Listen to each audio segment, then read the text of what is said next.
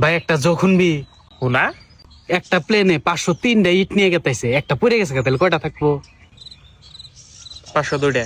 বাহ ভাই, তুই তো চালাক আছে। ভাই একটা ফ্রিজের মধ্যে একটা হাতি কি ভাই থুবো? এটা সম্ভব না। আরে সম্ভব। বড় একটা ফ্রিজ নিবি, দরজা খুলবি, হাতি ঢুকিয়ে দিবি, ফ্রিজ আটকে দিবি। ভাই একটা জিরাফ ফ্রিজের মধ্যে কিভাবে করে থুবি? সেম যাবা করে হাতি তুলাম।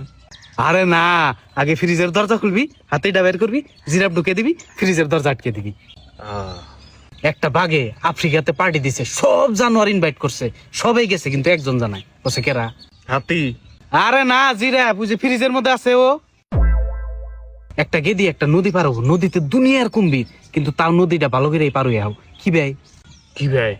আরে হাতুর বেড়ে, কারণ কুম্ভীর তো সব পার্টি খেয়ে গেছে। ও তারপরেও নদীর আধা নিতে যাইয়া গেদিটা মরে গেছে। কেমনি? ডুবে যায়।